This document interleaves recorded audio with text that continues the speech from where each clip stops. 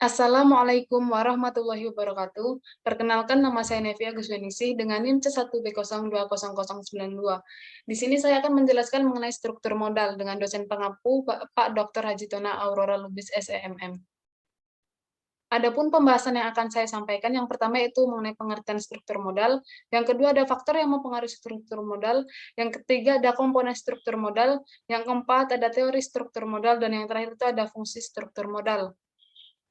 Yang pertama yaitu ada pengertian struktur modal. Struktur modal merupakan perimbangan atau perbandingan antara modal milik sendiri dengan modal asing. Dalam hal ini, modal asing adalah hutang jangka pendek ataupun hutang jangka panjang. Pengertian struktur modal ada pengertiannya itu menurut beberapa ahli. Yang pertama itu menurut Jeffrey Weston dan Thomas E. Complan. Itu pada tahun 1996. Beliau mengatakan bahwa struktur modal adalah pembiayaan permanen yang terdiri dari utang jangka panjang, saham preferen, dan modal pemegang saham. Yang kedua itu menurut Frank J. Fabozzi dan Pamela Peterson pada tahun 2000, beliau mengatakan struktur modal adalah kombinasi dari hutang dan ekuitas yang digunakan untuk membiayai proyek perusahaan. Yang ketiga itu ada menurut J. Kuhn dan kawan-kawan pada tahun 2000. Beliau berkata bahwa struktur modal adalah panduan atau kombinasi sumber dana jangka panjang yang digunakan oleh perusahaan. Pembahasan yang kedua itu ada faktor yang mempengaruhi struktur modal. Faktor yang pertama itu struktur aktiva. Faktor yang pertama adalah struktur aktiva, di mana pada perusahaan industri sebagian besar modalnya akan tertanam di aktiva tetap. Sehingga pemenuhan modal adalah dari modal sendiri.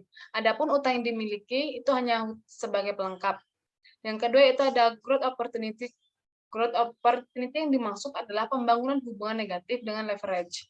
Yang mana jika leverage di suatu perusahaan tinggi, maka kesempatan untuk investasi akan baik dan menguntungkan. Faktor yang ketiga itu ada profitabilitas. Suatu perusahaan dengan profitabilitas tinggi akan memiliki dana internal yang juga lebih banyak. Perusahaan yang tingkat pengembaliannya tinggi akan berinvestasi dengan utang yang kecil. Faktor yang keempat itu ada ukuran perusahaan. Perusahaan yang besar akan melakukan diversifikasi usaha yang lebih banyak. Maka kemungkinan gagal dalam menjalankan usahanya atau bangkrut itu akan lebih kecil. Perusahaan besar bisa saja mengalami bangkrut. Yang kelima itu ada risiko bisnis.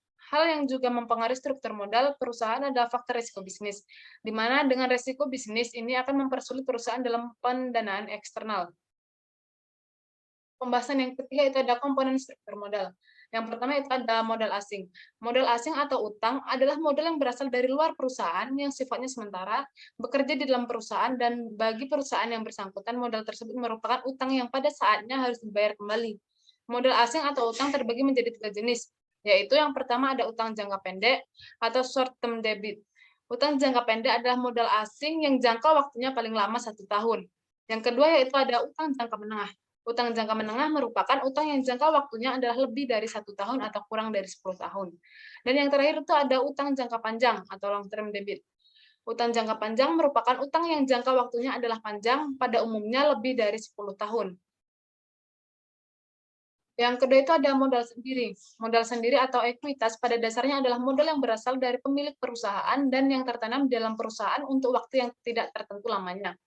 Modal sendiri di dalam suatu perusahaan terdiri dari beberapa jenis. Yang pertama yaitu ada modal saham. Modal saham adalah tanda bukti pengembalian bagian atau peserta dalam suatu perusahaan. Yang kedua itu ada cadangan.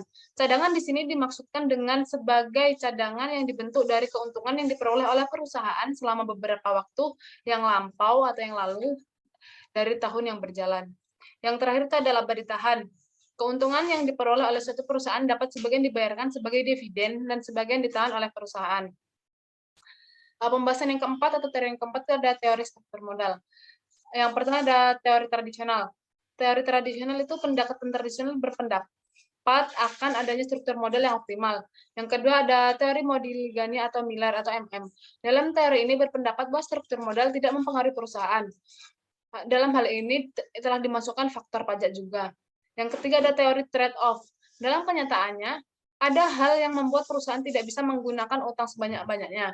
Yang keempat itu ada teori pecking order. Teori pecking order mempunyai implikasi bahwa manajer akan berpikir dalam kerangka trade-off antara penghematan pajak dan biaya kebangkrutan dalam penentuan struktur modal. Yang kelima itu ada teori asimetri informasi dan signaling. Teori ini mengatakan bahwa dalam pihak yang berkaitan dengan perusahaan tidak mempunyai informasi yang sama mengenai prospek dan risiko perusahaan. Yang keenam ada teori keagenan atau agency approach. Menurut pendekatan ini, struktur modal disusun untuk mengurangi konflik antar berbagai kompleks kelompok kepentingan. Pembahasan yang terakhir yaitu mengenai fungsi struktur modal. Fungsi yang pertama itu peningkatan nilai perusahaan. Fungsi struktur modal ini meningkatkan nilai perusahaan. Yang kedua itu ada pemanfaatan dana yang tersedia. Dengan susunan struktur modal yang baik bisa memungkinkan sebuah perusahaan bisnis untuk memanfaatkan dana yang tersedia sepenuhnya. Yang ketiga ada maksimalisasi pengembalian.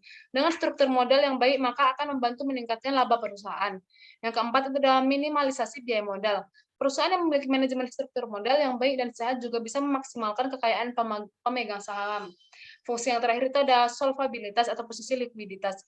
Perlu diketahui bahwa perusahaan yang memiliki manajemen struktur permodalan sehat tidak pernah memungkinkan perusahaan bisnis untuk menaikkan terlalu banyak modal utang. Terima kasih, itulah yang dapat saya sampaikan. Kurang dan lebih saya mohon maaf. Saya akhiri. Wassalamualaikum warahmatullahi wabarakatuh.